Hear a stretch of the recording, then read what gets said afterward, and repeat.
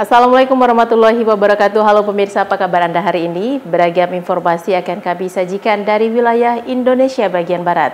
Bersama saya Wanasari, inilah kabar Sumatera selengkapnya.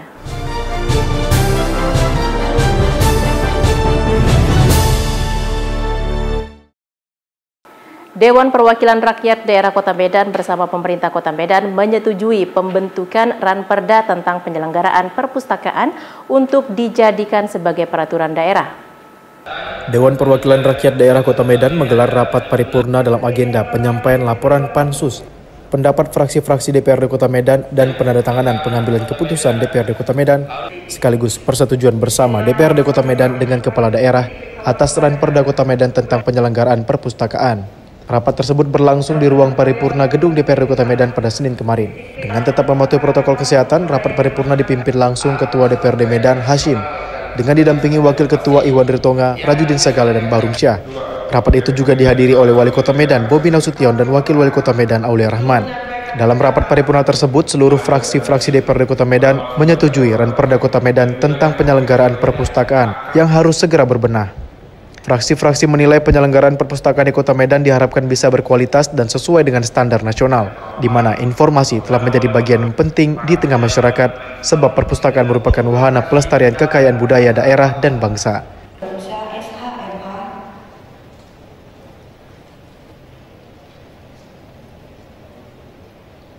Pemko Medan melalui dinas terkait, ya, dinas perpustakaan itu harus bisa menjabarkan, ya, perda tentang penyelenggaraan perpustakaan ini dengan berinovasi, melakukan terobosan-terobosan dengan mempersiapkan sarana prasarana yang lebih memadai sehingga warga masyarakat yang membutuhkan akses informasi, ya, terkait dengan ilmu pengetahuan itu bisa dilakukan melalui teknologi IT yang disediakan di perpustakaan. Dari Medan, Sumatera Utara, Fahmi, TV One mengabarkan.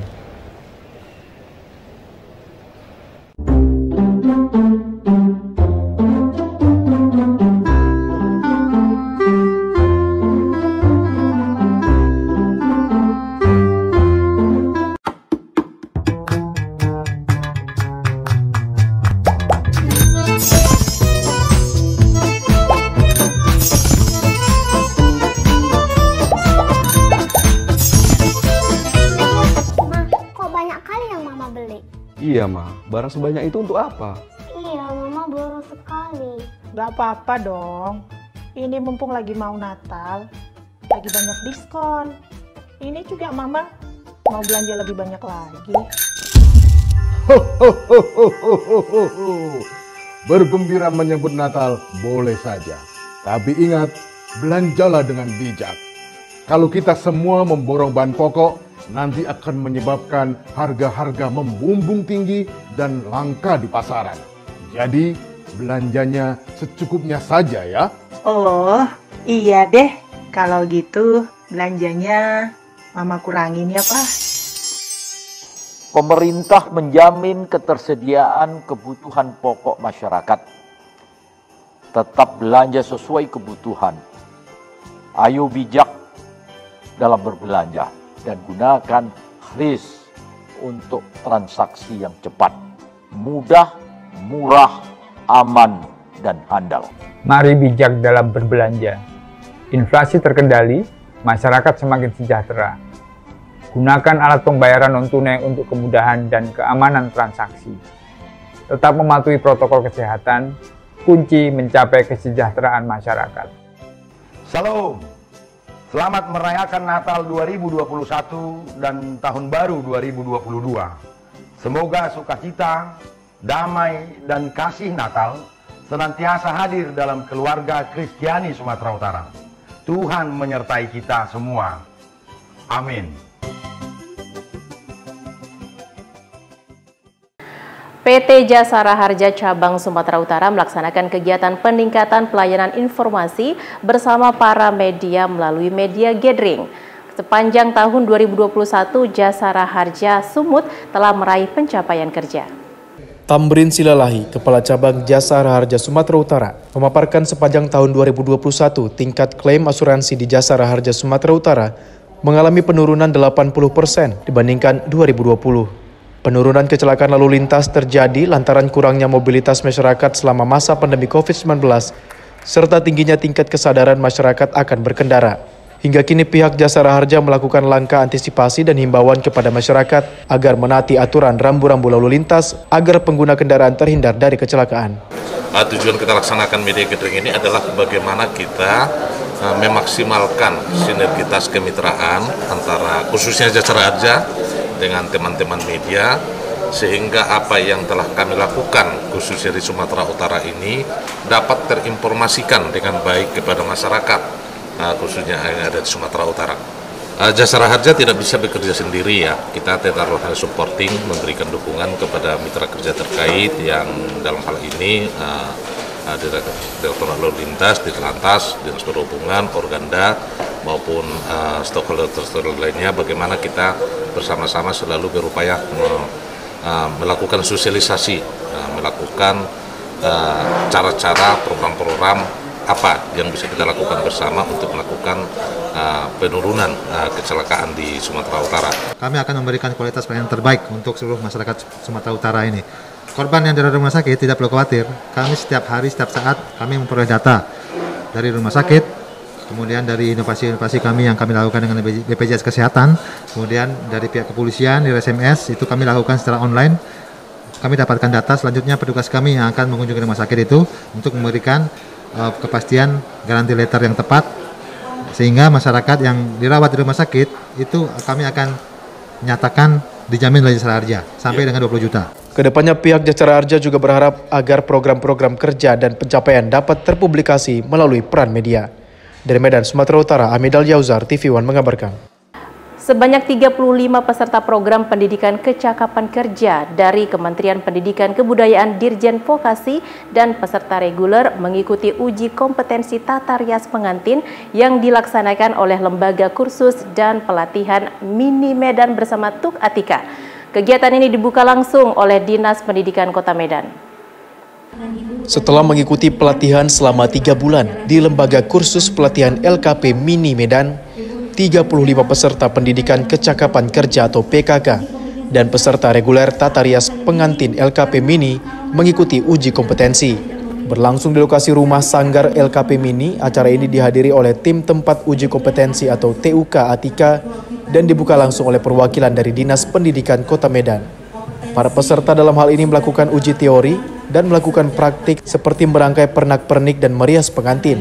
Uji kompetensi ini dinilai oleh tim penguji dan lembaga sertifikasi atau LSK. Adapun kriteria penilaian dilihat dari sisi keterampilan, menyusun perencanaan anggaran kepada konsumen, serta hasil maksimal dari merias wajah sampai mengenakan hijab. Setelah dinyatakan lulus, peserta akan mendapatkan sertifikat.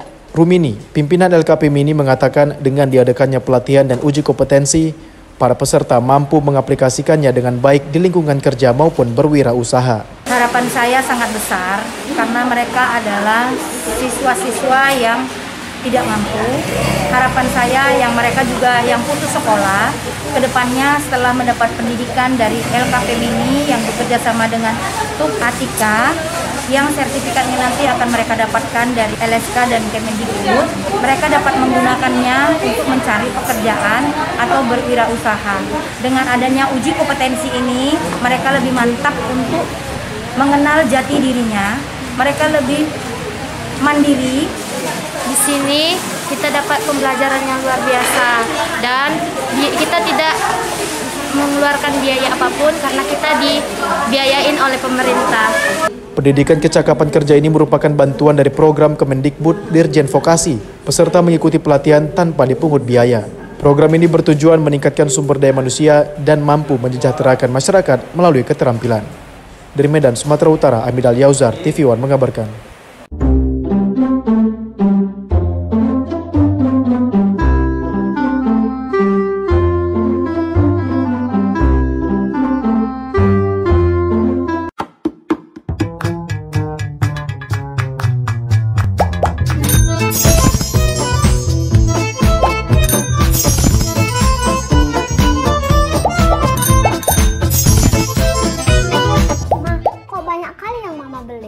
Iya, Ma. Barang sebanyak itu untuk apa? Iya, Mama baru sekali. Gak apa-apa dong. Ini mumpung lagi mau Natal, lagi banyak diskon. Ini juga Mama mau belanja lebih banyak lagi. Bergembira menyambut Natal boleh saja. Tapi ingat, belanjalah dengan bijak. Kalau kita semua memborong bahan pokok, nanti akan menyebabkan harga-harga membumbung tinggi dan langka di pasaran. Jadi, belanjanya secukupnya saja ya. Oh, iya deh. Kalau gitu, belanjanya Mama kurangin ya, Pak. Pemerintah menjamin ketersediaan kebutuhan pokok masyarakat. Tetap belanja sesuai kebutuhan. Ayo bijak dalam berbelanja dan gunakan kris untuk transaksi yang cepat, mudah, murah, aman, dan handal. Mari bijak dalam berbelanja. Inflasi terkendali, masyarakat semakin sejahtera. Gunakan alat pembayaran non-tunai untuk kemudahan dan keamanan transaksi. Tetap mematuhi protokol kesehatan, kunci mencapai kesejahteraan masyarakat. Salam. Selamat merayakan Natal 2021 dan Tahun Baru 2022. Semoga sukacita, damai, dan kasih Natal senantiasa hadir dalam keluarga Kristiani Sumatera Utara. Tuhan menyertai kita semua. Amin.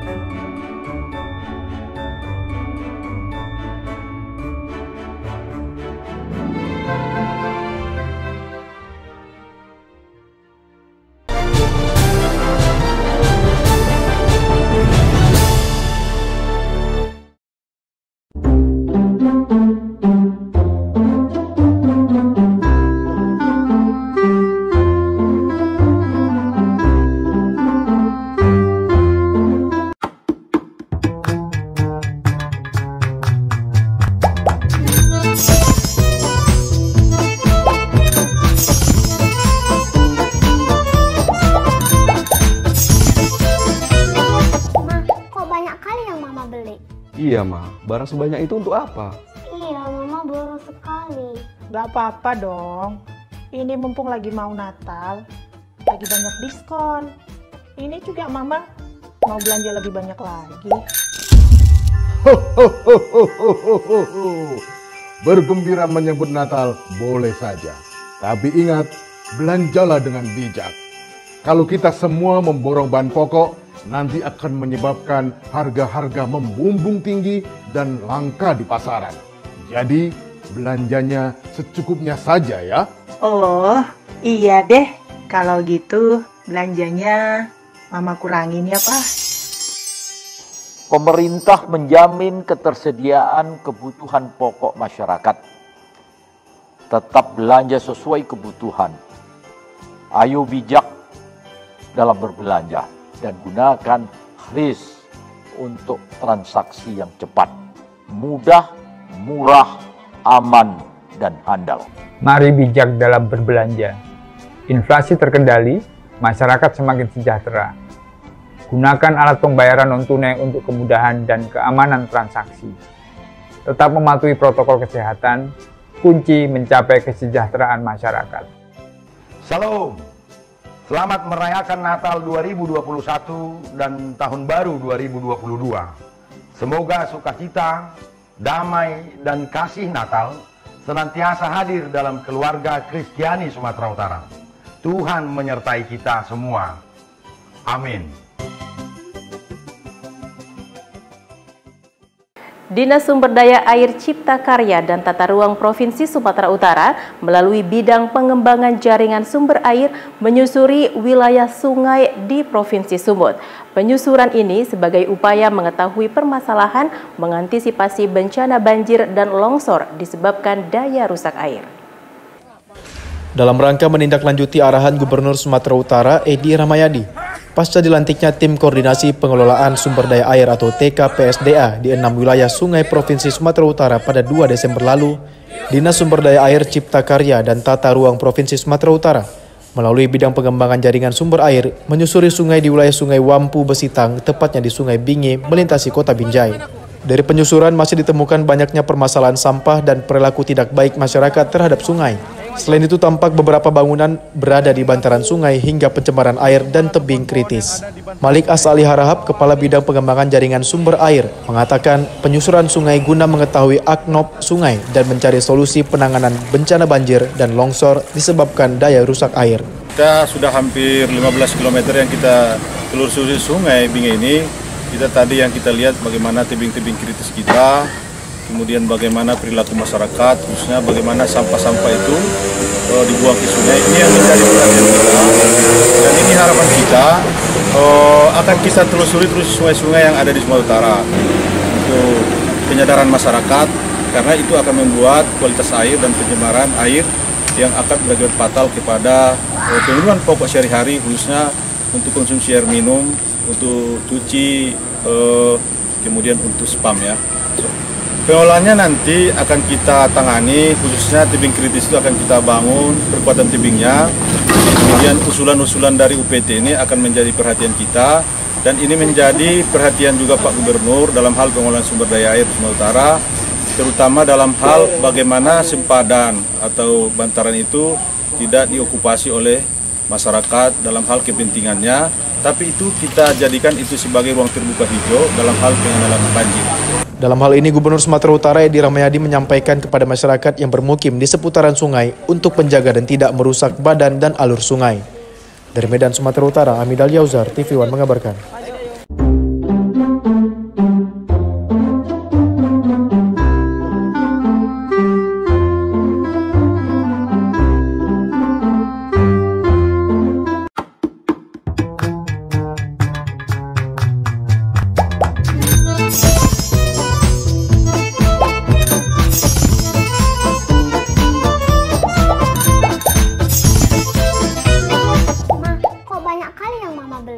Iya, Ma. Barang sebanyak itu untuk apa?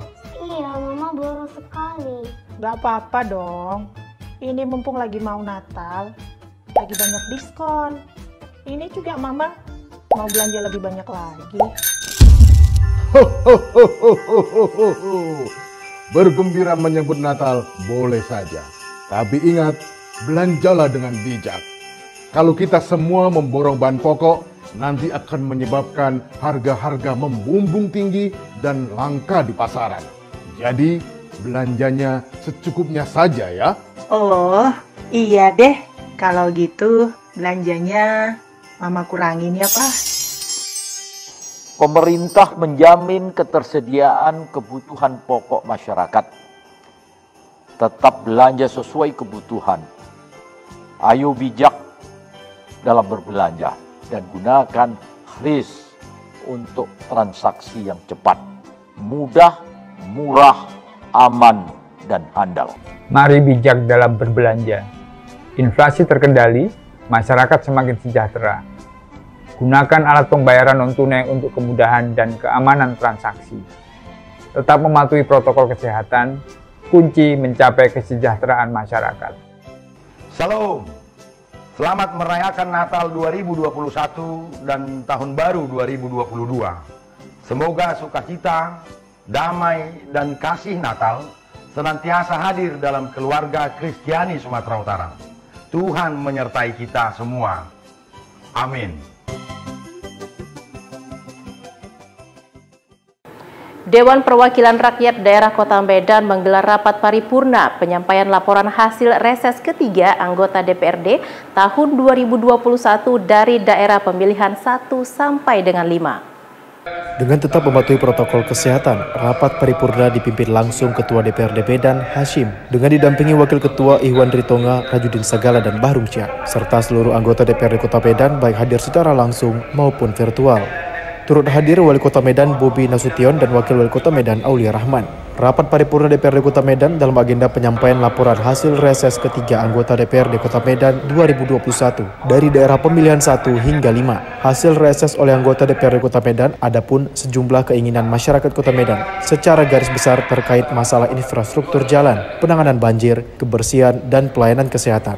Hal itu pun menjadi catatan penting yang harus diperhatikan pemerintah Kota Medan. Wakil Wali Kota Medan Aulia Rahman mengatakan laporan hasil reses merupakan masukan yang sangat berharga bagi Pemko Medan dalam menjalankan tugas pembangunan kota dan akan segera menindaklanjuti seluruh hasil reses yang telah disampaikan dalam rangka meningkatkan taraf hidup sosial, ekonomi, dan kesejahteraan masyarakat yang semakin baik. Banyak saran dan masukan penting yang strategis, baik yang bersifat kebijakan maupun program-program pembangunan yang mendapatkan kebutuhan pokok masyarakat. Untuk itu saya meminta kepada perangkat daerah di lingkungan pemerintah Kota Medan agar benar-benar memperhatikan dan memberikan atensi yang penting terhadap hasil reses anggota daerah. Yang masih klasik itu persoalan yang kita lihat masalah infrastruktur jalan, kemudian persoalan penanganan banjir, kemudian masalah kebersihan, ya, sampah. Nah, kemudian juga pelayanan kesehatan, ya. Nah, ini yang harus bisa nantinya oleh Pemko Medan melalui tim-tim kerjanya itu bisa segera merealisasikan hasil reses tersebut di tahun 2022. Dari Medan, Sumatera Utara, Fahmi, TV One mengabarkan.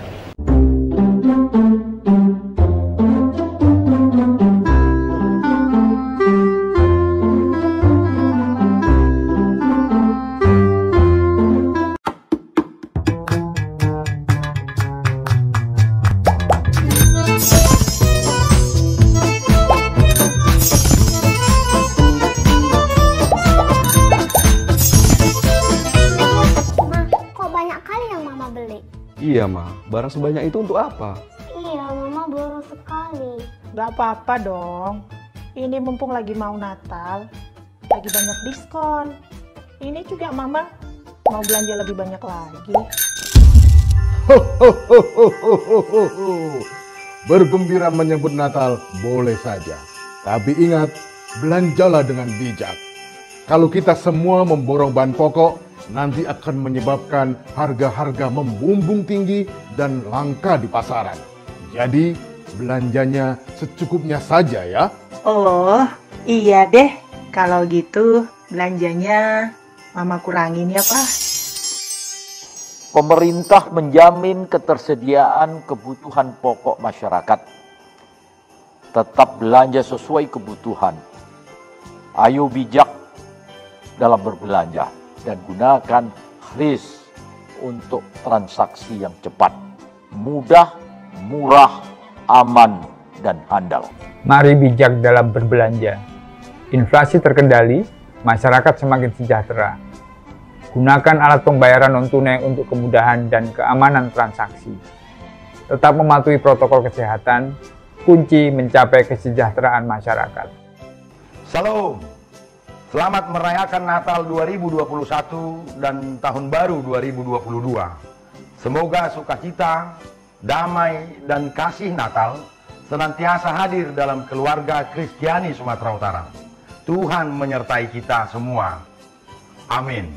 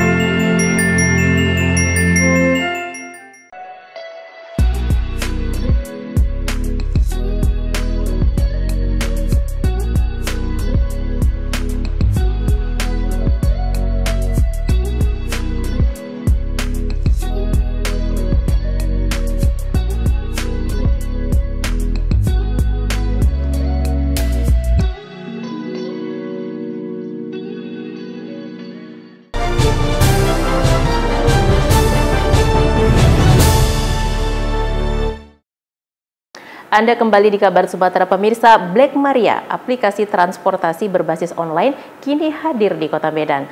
Dengan super aplikasi, Black Maria memberikan kenyamanan pelayanan bagi driver dan para pengguna dengan fitur keselamatan atau SOS. PT Black Maria Teknologi resmi meluncurkan aplikasi pasar transportasi berbasis online. Ratusan driver sepeda motor maupun mobil melakukan pendaftaran dan verifikasi untuk menjadi mitra driver Black Maria yang berlangsung di Jalan Ring Road, Kota Medan. Black Maria diambil dari jenis nama kendaraan paling aman di Eropa. Hal ini dibuktikan dari fitur layanan SOS yang bisa digunakan saat situasi bahaya. Melalui layanan tersebut, driver maupun pengguna langsung terkoneksi ke pihak kepolisian, tim medis, dan pemadam kebakaran. Ini yang ada di sistem kita hampir 1.000 untuk driver, 1.500 untuk user pengguna. Fitur SOS kita ini bisa digunakan walaupun penumpang maupun driver tidak dalam kondisi melakukan order atau transaksi. Nah, jadi kapan aja dia bisa menggunakan itu, baik di rumah ataupun di jalan, tinggal tekan SOS-nya. Jika memang dia memerlukan itu, baik memerlukan SOS ke polisi, kemudian ambulan atau pemadam kebakaran. Jika dia terlihat terkoneksi ke polisi, nanti kita akan panggil driver terdekat untuk membantunya. Kita 2.500 per kilometer. Minimal fare kita 10.000.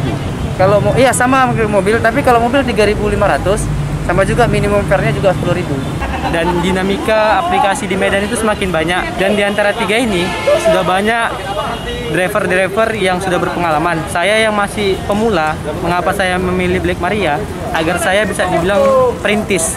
Saya juga bisa dibilang nggak kalah dari driver lain seperti driver-driver yang sudah berpengalaman gitu Bang. Usai melakukan verifikasi, penyerahan helm dan jaket serta perlengkapan lainnya juga diberikan kepada pengemudi Black Maria. Untuk aplikasi Black Maria, pengguna maupun mitra driver dapat mengunduhnya melalui Play Store maupun App Store. Dari Medan, Sumatera Utara, tim TV One mengabarkan. TBT Skincare menggelar temu ramah bersama distributor dan reseller. Produk kecantikan ini diyakini aman dan solusi perawatan wajah berizin BPOM. Berlangsung di Grandika Hotel Medan pada Senin lalu, TBT Skincare menggelar meet and greet yang dihadiri oleh distributor dan reseller seprovinsi Sumatera Utara. TBT Skincare merupakan regenerasi terbaru dari Tabita Skincare yang sebelumnya belum mendapatkan izin BPOM. Sejak diluncurkan pada Oktober 2021 lalu, TBT Skincare kini terdaftar melalui izin BPOM. TBT Skincare terus memasarkan produknya yang kini memiliki 500 reseller di seluruh Indonesia. Di sesi pertemuan, TBT Skincare memperkenalkan website resmi bagi reseller dan distributor, serta memaparkan produk untuk dipasarkan secara profesional. Selain itu, guna memeriahkan acara, TBT Group mengadakan games dan kuis. Iren Siombing, owner TBT Skincare, mengatakan acara tersebut untuk memperkenalkan produk yang akan di-launching di tahun 2022. Ia juga mengungkapkan telah menjual ribuan skincare paket wajah. Jadi di sini kita memperkenalkan produk-produk yang akan kita launching di tahun depan ke reseller, agen, dan distributor kita. Yang sudah kita launching itu paket wajah, sama serum, sama glowing booster. Bedanya sih pasti ada ya. Kalau misalkan TBT Skincare itu kita memang masuknya di pasar menengah ke bawah. Nah itu jadi kelebihannya TBT Skincare itu 5 item cuman 180.000, sangat murah. Jadi bisa dijangkau oleh ibu-ibu rumah tangga gitu. Jadi ke pasar kita memang menengah ke bawah gitu. Nah, tapi walaupun produk kita murah, tapi bukan murahan. Dengan diadakannya acara ini diharapkan kedepannya TBT Skincare dikenal dan memiliki banyak tim reseller baik di Indonesia hingga ke luar negeri. Dari Medan, Sumatera Utara, Amidal Yauzar, TV One mengabarkan. Menjelang tahun politik 2024 mendatang, puluhan pengurus DPC Partai Persatuan Pembangunan Deli Serdang langsung bergerak cepat dengan bersilaturahmi dan ta'aruf antar pengurus. Hal ini dilakukan guna menguatkan rasa persaudaraan dan solidaritas di antara pengurus partai berlambang Ka'bah ini. Bergerak cepat dalam mengejar target menjadi pemenang pemilu 2024 mendatang, puluhan pengurus DPC Partai Persatuan Pembangunan atau P3 Kabupaten Deli Serdang menggelar ta'aruf dan silaturahmi di Hotel Wing Jalan Arteri Bandara Kuala Namu pada Minggu kemarin. Selain bersilaturahmi, para pengurus juga melaksanakan konsolidasi internal dan rencananya pekan depan sudah menjadwalkan pelantikan pengurus DPC P3 periode 2021-2026 serta musyawarah anak cabang seluruh kecamatan Kabupaten Deli Serdang. Dalam agenda kegiatan tersebut, sebanyak 90 orang pengurus yang hadir pada acara silaturahmi memperkenalkan profil diri masing-masing kader. Ketua DPC P3 juga membangunkan singa-singa partai P3 yang sempat tertidur untuk bangun kembali saling bantu-membantu membesarkan partai P3 di Deli Serdang agar para pengurus partai semakin solid dan kompak.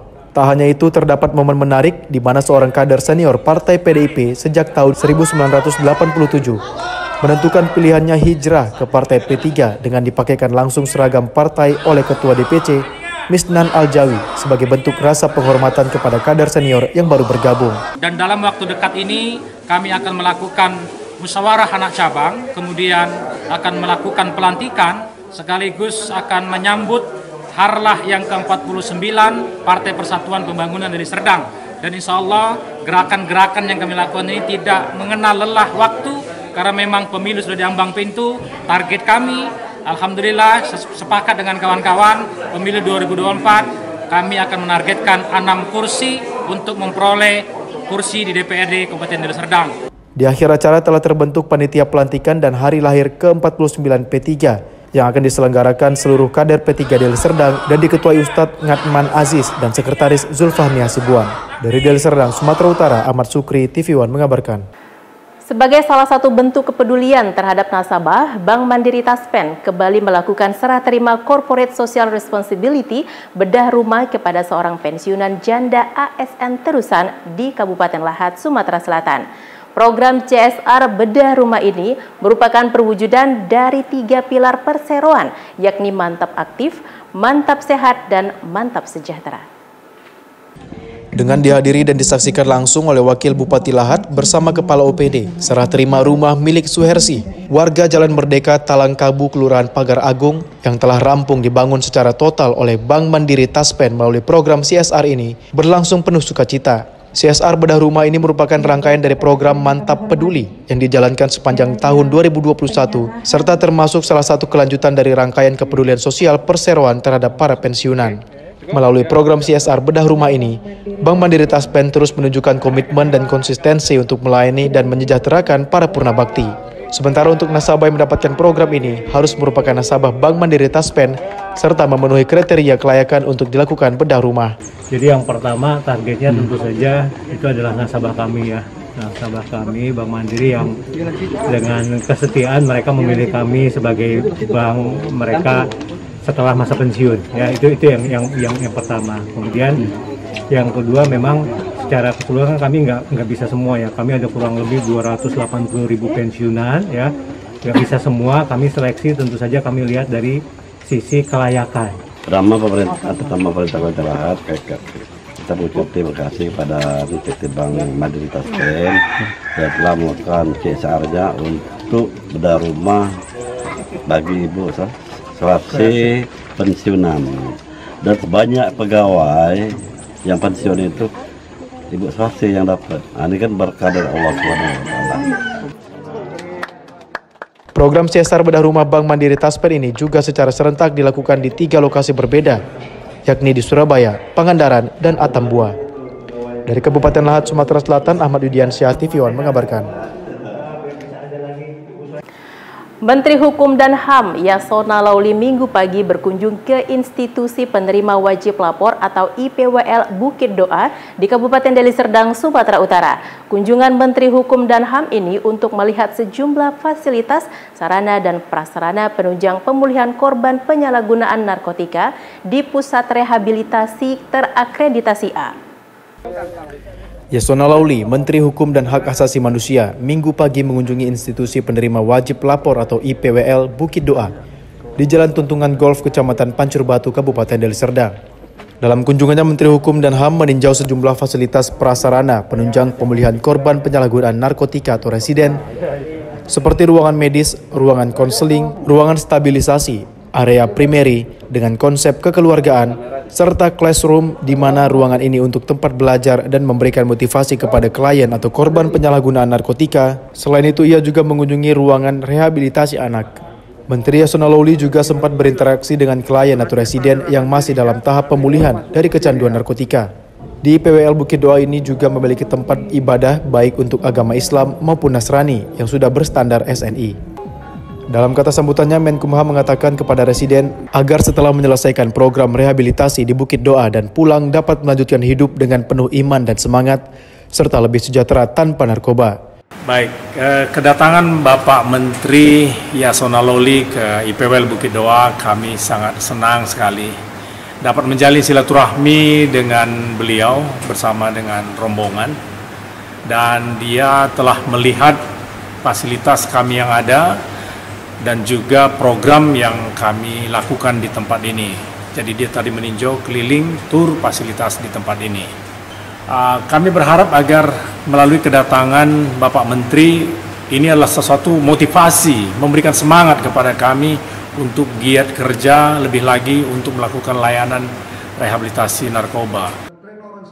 Dari Medan, Sumatera Utara, tim TV One mengabarkan. Komite Nasional Perlindungan Anak Indonesia beserta jajaran Lembaga Perlindungan Anak Deli Serdang memberikan apresiasi kepada tim Opsnal Unit Perlindungan Perempuan dan Anak Satreskrim Polres Simalungun atas pengungkapan kasus-kasus kejahatan terhadap anak. Dihadiri langsung Ketua Komnas Perlindungan Anak Bang Aris Merdeka Sirait, rombongan Komnas PA memberikan apresiasi yang tinggi kepada jajaran Polres Simalungun, baik Kapolres maupun para kasat di Polres Simalungun. Hal itu diungkapkan Aris dalam press release catatan akhir tahun Gerakan Perlindungan Anak Indonesia 2021 di Hotel Sapadia, Kota Pematang Siantar, Selasa 28 Desember kemarin. Ketua Komnas Perlindungan Anak juga mendukung agar pihak penegak hukum dan instansi pemerintah semakin mengedepankan perlindungan ekstra kepada anak agar tindakan kriminal maupun kekerasan seksual tidak pernah terjadi lagi di kemudian hari.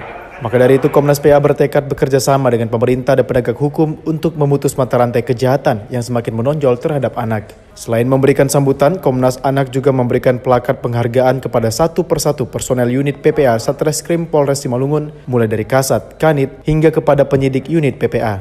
Jadi penghargaan ini adalah bukan hanya karena prestasi, tapi dedikasi dan komitmen dari Pak Kapolres yang sebelumnya dan sekarang, secara khusus Pak Kasat ya. Saya bukan kenal 1-2 hari, tapi komitmennya jelas gitu. Tidak ada pandang bulu, tidak ada toleransi, tidak ada kata damai terhadap kejahatan terhadap anak-anak. Itu sudah dibuktikan. Soal cepat lambatnya itu ada proses hukum yang harus dijalankan dalam hukum acara. Yang mengucapkan terima kasih kepada Komnas Perlindungan Anak, Pak Aris Merdeka Sirait dan staf jajarannya juga yang telah memberikan apresiasi terhadap kinerja dan dedikasi personel Satreskrim terutama unit PPA. Kedepannya saya minta mohon dukungan juga kepada Komnas Perlindungan Anak agar selalu mendukung dan mengawasi kinerja kami. Terima kasih. Dari Siantar, Sumatera Utara, tim TV One mengabarkan. Informasi tadi sekaligus menutup program Kabar Sumatera. Jangan lupa update berita terkini lainnya di kanal tv1news.com. Saya Wanasari dan seluruh kerabat kerja yang bertugas mengucapkan terima kasih. Assalamualaikum warahmatullahi wabarakatuh dan sampai jumpa.